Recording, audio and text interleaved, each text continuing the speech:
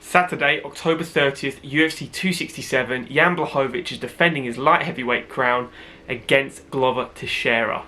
Let's start with Glover in this one because Glover is on a 5-fight win streak, and after he lost to Corey Anderson, he's racked up the wins, including a super impressive submission win against Thiago Santos in his last time out. He's well deserved of this title shot in my opinion. He's at the age now where I think he's 41 years old. It's not going to happen again. This is his last chance. It's the UFC saying, look, you're a legend of the sport. You've been in the UFC now for a long time. You deserve this. And it's a good matchup. It's a really hard test as well because he's on a roll. He's not just beating nobodies here. He is beating high-level competition. High-level competition as well.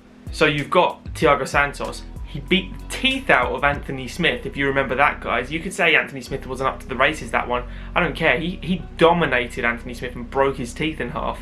Nikita Krylov, great fight. Split decision, I believe. But it's still a high-level name in that division. You know, Ion Cutelaba, how many people does he scare the light out of? And, you know, in recent times as well, especially his last fight, he looked great. You know, the conditioning of 3 rounds against Devin Clark, and he smashed his teeth in.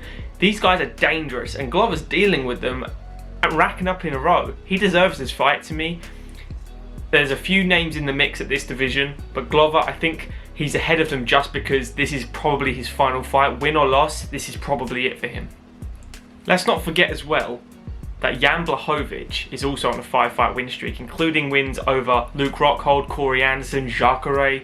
You've got Israel in that list. It's unbelievable. And let's not forget the knockout, such an impressive knockout of Dominic Reyes.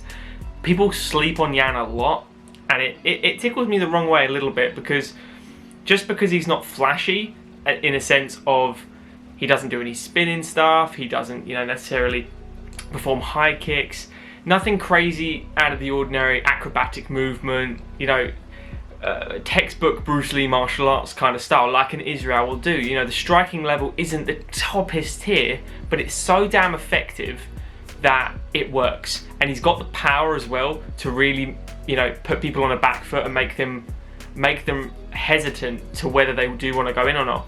And it didn't really happen against Israel because his level of striking is so high. We didn't really see that against him. He was the one biting all the feints. Israel was making Jan really nervous. But Jan was like, do you know what? I'm prepared to be nervous here and I'm just going to keep throwing. And he did keep throwing. And it showed that, he could outpoint him even without taking him down. And he did as well, according to 2 judges. The blueprint was there to beat him. He did what he had to do. He's a very intelligent fighter. He's got a lot of fights on his record. He's of the age now. I think he's like 38 or 39. He's in his late 30s and he's against the early 40s guy. But Jan looks like he has a lot of less miles on the clock than Glover. He's a fresh 38-year-old, if that makes sense. I'm not necessarily saying that he's going to keep this belt for a long time, but he's going to compete up in here for the very, very, for the next few years at least. He's competing at the highest level for sure. So how do we see this one going? It could be a couple ways here because Glover's game, his striking is mediocre to me. I think on the feet, you'd be crazy to think Jan doesn't have an advantage here.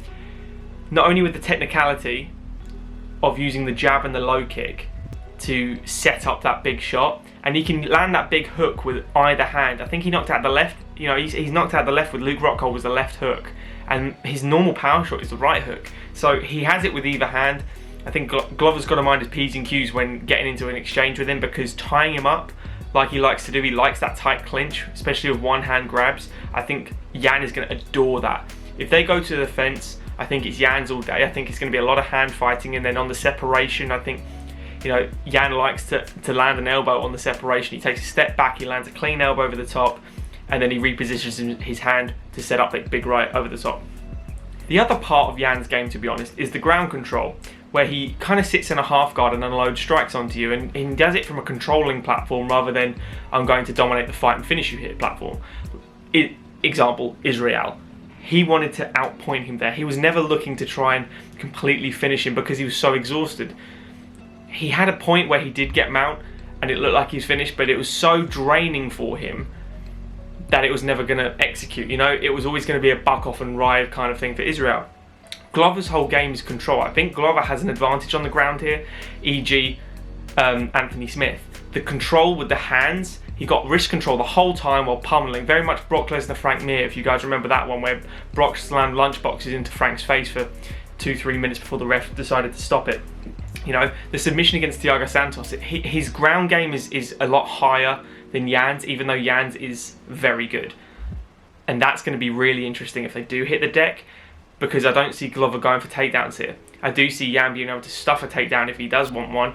So it's going to be scrambles, I think. But these big giants, you know, you don't really get the scrambles you do with the lightweights and the welterweights and below. You kind of get just an explosive amount of power. They kind of fall to the floor, or it's a wrestler double legging, single legging, you know, clinch grabs, trips and stuff, etc.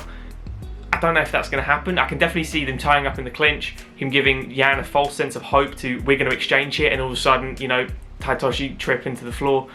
He's got side control immediately, and he can work his game from there. It's going to be very hard for Glover to outpoint Jan in this one, so I'm going to go with the Jan Blachowicz win for this one. But again, it is a tough fight, and you're gonna, you know, bet your bottom dollar that Glover is going to give it his absolute everything if a fighter was ever to, because it's going to be arguably his last chance at the title ever, but it's going to be, might be his last fight.